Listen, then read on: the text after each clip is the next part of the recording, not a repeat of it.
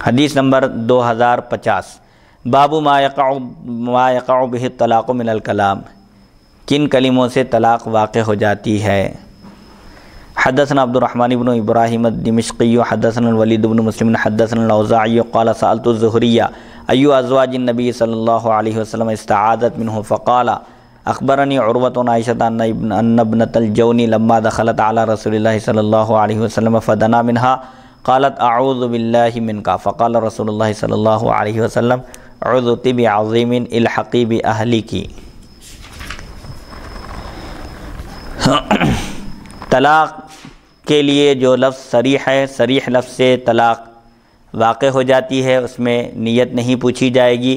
البتہ طلاق کے کنایہ کے الفاظ بھی ہیں، جس میں طلاق کے کنایہ کے بعض الفاظ ایسے ہیں جو بالکل صریح کا درجہ رکھتے ہیں، اور بعض الفاظ ایسے ہیں جو طلاق کا بھی احتمال رکھتے ہیں، یعنی طلاق کے معنی بھی مراد لیے جا سکتے ہیں اور دوسرے معنی بھی مراد ہو سکتے ہیں۔ وہاں پر شوہر کی نیت پوچھی جائے گی، اور طلاق وغیرہ کا اگر مذاکرہ چل رہا تھا، ذکر چل رہا تھا، یا حالت غصے میں تھا، شوہر غصے کی حالت میں تھا، تو بہرحال یہ مختلف صورتیں اہل خدمت شرعیہ کے طلاق کے بیان میں بالکل وضاحت کے ساتھ، تفصیل کے ساتھ طلاق کے تفصیلی احکام اور مسائل کے عنوان سے جامعہ انواریہ کے زیر اہتمام یوٹیوب پر اپلوڈ کر دیا گیا ہے۔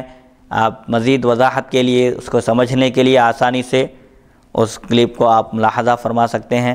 بہرحال طلاق کے لیے ایک صریح لفظ ہے طلاق، صریح لفظ سے بھی طلاق واقع ہوتی ہے، نیت کی ضرورت نہیں ہے، نیت نہیں دیکھی جائے گی۔ اور کنایہ کے الفاظ سے اگر شوہر کنایہ کے الفاظ استعمال کرے اور طلاق کی نیت کرے تو طلاق واقع ہو جائے گی۔ اوزاعی سے روایت ہے، میں نے زہری سے پوچھا۔ یوٹیوب پر طلاق کے مکمل مسائل اور احکام، طلاق کے مکمل مسائل اور احکام اس عنوان سے جو ہے یوٹیوب پر اپلوڈ کیا گیا ہے، لہذا ناظرین جو ہے مشاہدہ کر سکتے ہیں۔ جی، اوزاعی سے روایت ہے، میں نے زہری سے پوچھا حضور صلی اللہ علیہ وسلم کی کون سی زوجہ نے آپ سے پناہ مانگی؟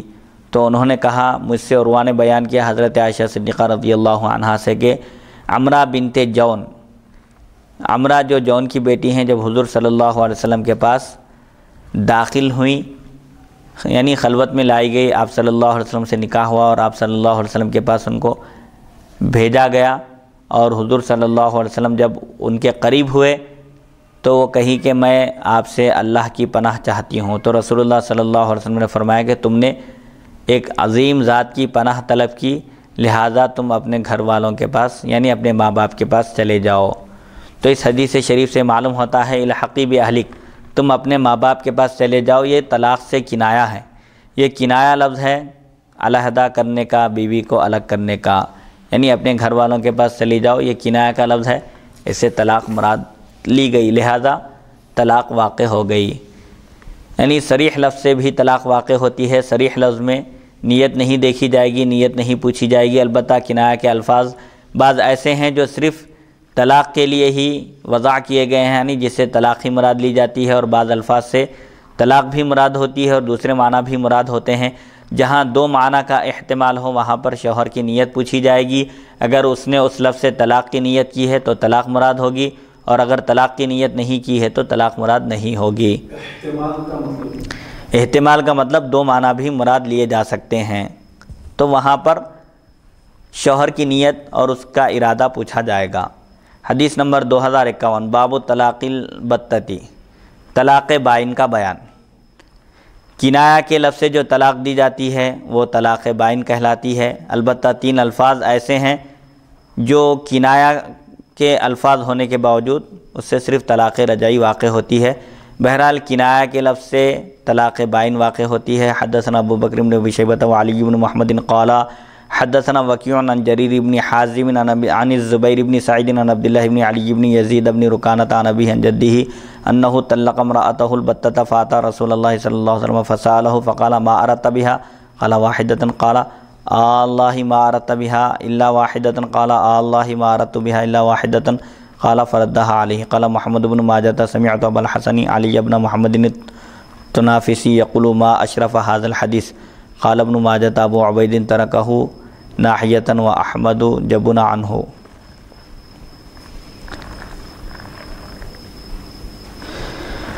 رکانہ سے روایت، انہوں نے اپنی بیوی کو طلاق بتہ دی، یعنی طلاق بائن دی۔ وہ حضور صلی اللہ علیہ وسلم کے پاس آئیں، آپ صلی اللہ علیہ وسلم نے فرمایا، یزید بن عبداللہ بن علی بن یزید بن رکانہ سے مروی ہے، وہ اپنے والد سے روایت کیا، اپنے دادا سے روایت کیا کہ انہوں نے اپنی بیوی کو طلاق بتہ دی، یعنی طلاق بتہ کے معنی کاٹنے والی طلاق، یعنی طلاق بائن دی۔ تو وہ حضور صلی اللہ علیہ وسلم کے پاس حاضر ہوئے اور پوچھا، حضور صلی اللہ علیہ وسلم سے دریافت کیا کہ میں نے اپنی بیوی کو طلاق بتہ دی۔ تو آپ نے فرمایا کہ تم اس سے کیا مراد لیے، کیونکہ کنایہ کے لفظ میں طلاق دینے والے کی نیت کا اعتبار ہوگا، اس سے پوچھا جائے گا۔ تو حضور صلی اللہ علیہ وسلم نے پوچھا کہ ما اردت بہا، تم نے بتہ سے کیا مراد لیا؟ تو انہوں نے کہا کہ میں نے ایک طلاق مراد لی۔ تو حضور صلی اللہ علیہ وسلم نے فرمایا، خدا کی قسم ایک ہی طلاق مراد لی تم نے؟ تو انہوں نے عرض کیا، ہاں خدا کی قسم میں نے اس سے صرف ایک ہی طلاق مراد لی۔ تو حضور صلی اللہ علیہ وسلم نے ان کی بیوی کو ان کے پاس لوٹا دیا۔ طلاق رجعی میں عدت کے اندر لوٹا لینے کا اختیار ہے، عدت ختم ہونے سے پہلے تک شوہر کو دوبارہ نکاح کرنے کی ضرورت نہیں ہے، لوٹا سکتا ہے۔ البتہ طلاق کنایہ میں، طلاق بائن میں، کنایہ کے الفاظ سے جو طلاق دی جاتی ہے وہ طلاق بائن کہلاتی ہے، سوائے 3 الفاظ کے۔ تو طلاق بائن میں جدید نکاح اور جدید مہر کی ضرورت ہے، اور اگر شوہر ہی اپنی بیوی کو طلاق بائن دینے کے بعد اسی سے نکاح کرنا چاہے تو عدت کے اندر بھی نکاح کر سکتا ہے۔ چنانچہ حضور صلی اللہ علیہ وسلم نے یہاں ان کی مراد کے لحاظ سے ان کی بیوی کو ان کے حوالے فرما دیا اور کہا کہ تم ان کو اپنے نکاح میں رکھ سکتے ہو۔ محمد بن ماجہ نے کہا، میں نے ابو الحسن علی بن محمد تنافسی کو فرماتے ہوئے سنا کہ یہ حدیث کیا ہی عمدہ ہے، بہترین ہے، یعنی اس کی سند بالکل صحیح ہے۔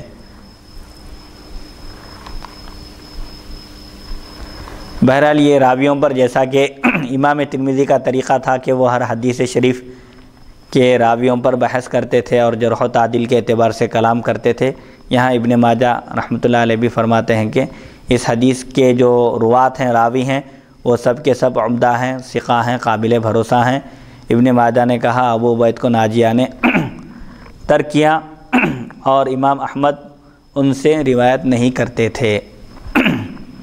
حدیث نمبر 2052، باب الرجل یخیر امرأتہ، آدمی اگر اپنی عورت کو اختیار دے دے تو وہ اختیار کیا حکم رکھتا ہے؟ اگر کوئی شوہر اپنی بیوی کو کہے کہ امرو کی بیدی کی، تیرا